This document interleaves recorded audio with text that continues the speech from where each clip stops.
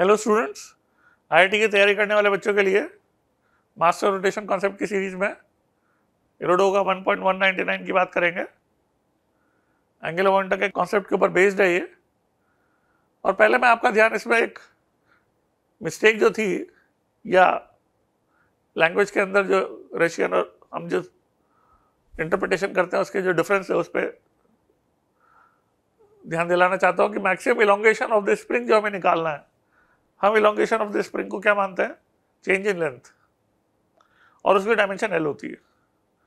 मगर यहाँ पर जो इलोंगेशन ऑफ द स्प्रिंग जो पूछा है वो आप आंसर देखो तो एनर्जी के ऊपर एम वी नॉट स्क्वायर और नीचे भी एनर्जी के के नॉट स्क्वायर, ये डायमेंशन लेस क्वांटिटी आ रही है। इससे जो है ये मैंने delta L upon L naught जो क्वांटिटी को अज्यूम करा तो जो है आंसर मैच करता है। यदि आप डेल्टा एल निकालते हो तो आंसर मैच नहीं करता है। तो हमें ये अंदाज़ा लगाना पड़ेगा कि इलोंगेशन का मतलब यहाँ पर जो है क्या माना गया है? फ्रैक्शनल चेंज इन लेंथ माना गया है। तो ये एक इसके अंदर चेंज जो है लैंग्वेज का इंटरप्रिटेशन में हमें लेना पड़ता है कि हम इंडियन कॉन्टेक्स्ट में इलोंगेशन ऑफ स्प्रिंग को डेल्टा एल मानते हैं, बट यहाँ पर फ्रैक्शनल चेंज इन लेंथ के तौर पे लेकर delta L upon L not हमें फाइंड करना है। अरेंजमेंट क्या है? एक स्प्रिंग से जो है दो डिस्क इक्वल मास की एम मास की अटैच्ड है, नेचुरल लेंथ स्प्रिंग की हमें एल नॉट दे रखी। इनको मिलान और लाइन के परपेंडिकुलर एक डिस्क का वेलोसिटी वी नॉट दे देते हैं और इसके सब्सिक्वेंट मोशन के दौरान जो है maximum fractional change in length of the spring हमें निकालना है। तो सबसे इंपॉर्टेंट इसमें जो बात सीखने की है वो ये है कि इस पर्टिकुलर प्रॉब्लम को ग्राउंड के फ्रेम में करने में काफ़ी डिफिकल्टी आएगी। क्यों? क्योंकि जो स्प्रिंग की मैक्सिमम एक्सटेंशन की जो कंडीशन होगी उसमें हमें कई सारे अननोन मानने पड़ेंगे। Relative velocity along the line joining the spring जो है वो 0 होगी, but we will have to introduce lot of variables क्योंकि हमें ओरिएंटेशन भी पता नहीं होगा स्प्रिंग का। इसलिए हमें इस प्रॉब्लम को करना पड़ेगा सीएम फ्रेम में।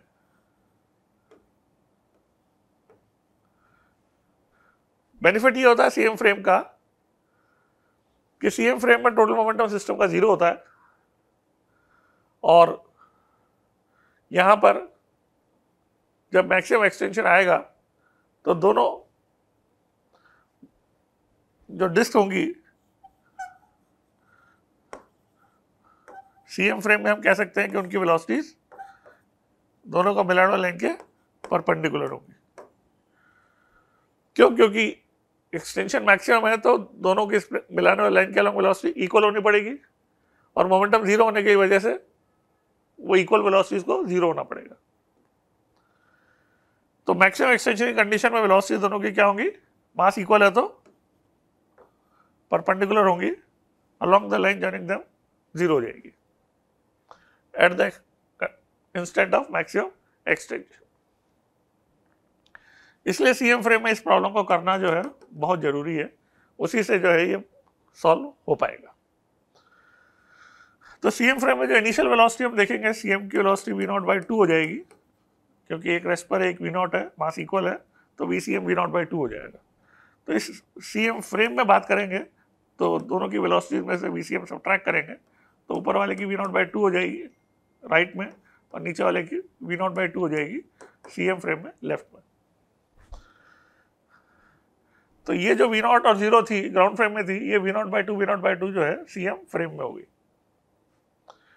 अब सीएम कांस्टेंट वेलोसिटी पे जाएगा, एक्सटर्नल फोर्सेस कुछ नहीं है, सीएम कांस्टेंट वेलोसिटी पे जाएगा। हम सीएम फ्रेम में बात करना चाहते हैं। सीएम फ्रेम में दोनों की वेलोसिटी वी नॉट बाई 2 है और मैक्सिमम एक्सटेंशन पे वी डैश है।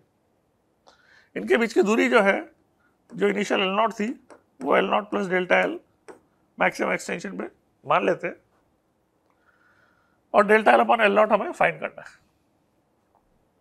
तो सीएम से जो है उनकी डिस्टेंस जो है हाफ वे होने की वजह से L naught plus delta L by 2 हो जाएगी।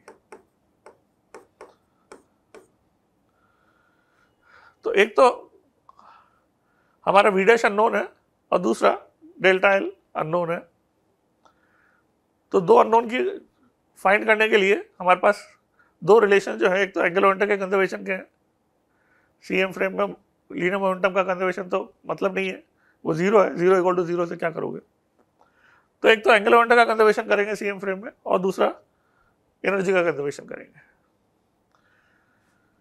तो काइनेटिक एनर्जी जो है इनिशियल सिस्टम की लिखेंगे इन सीएम फ्रेम। स्प्रिंग की पोटेंशियल एनर्जी जीरो होगी, twice half M V naught by two whole square. ये इनिशियल काइनेटिक एनर्जी हो जाएगी, पोटेंशियल एनर्जी जीरो है। मैक्सिमम एक्सटेंशन पे काइनेटिक एनर्जी हो जाएगी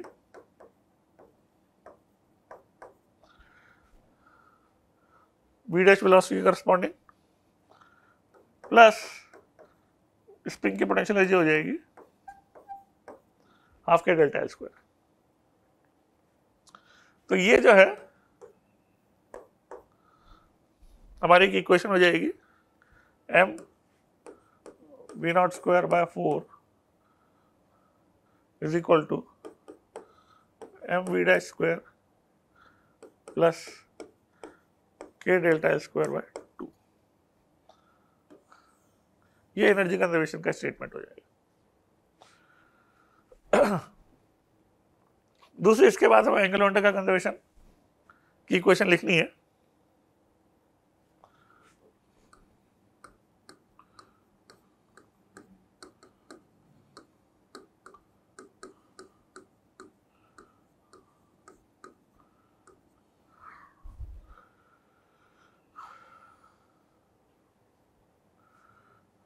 तो एंगुलर मोमेंटम के कंजर्वेशन की इक्वेशन के लिए हम m v naught by two into L naught by two एक का लिखकर ट्वाइस कर देंगे initial angular momentum M V perpendicular into R, और फाइनल एंगुलर मोमेंटम लिखते समय M V dash into L naught plus delta L by to.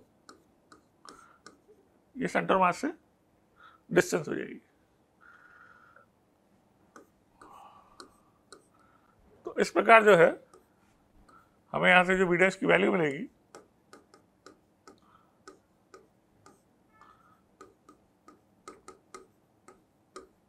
वो हम पहली इक्वेशन में डाल देंगे।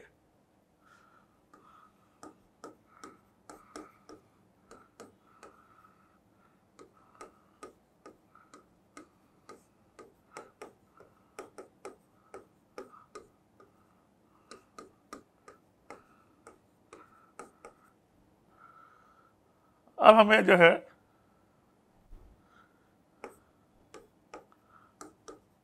Half M V naught square इसमें से कॉमन आ सकता है और मिलेगा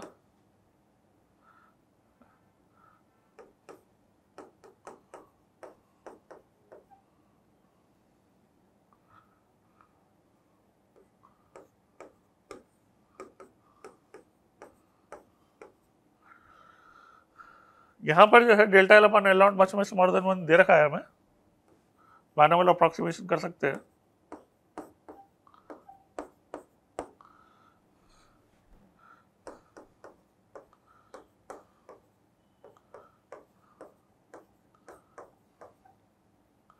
इसको ऊपर ले जाएंगे -2 करके, फिर बायनॉमियल अप्रॉक्सीमेशन करेंगे तो 1 कैंसिल हो जाएगा, 2 delta L upon L naught मिल जाएगा।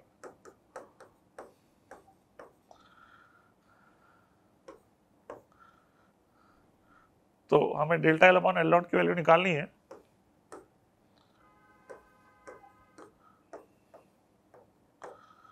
वो के को इधर ले जाएंगे और एल नॉट से डिवाइड करेंगे तो हमें क्या मिलेगा, M V naught square upon K L naught square. ये delta L upon L naught जो है fractional change in length maximum value जो है हो जाएगी, जो कि आंसर है। तो आप देख सकते हो इस प्रॉब्लम को हमने जब करा तो किस चीज़ का ध्यान रखा, सीएम फ्रेम में करने का ध्यान रखा कि इस प्रॉब्लम को सीएम फ्रेम में करना ठीक रहेगा। उस फ्रेम में हम ये मान सकते हैं कि वेलोसिटीज क्या होंगी, दोनों को मिलाने वाले लाइन के परपेंडिकुलर होंगी, इसलिए जो है अननोन कम होगी। Thank you.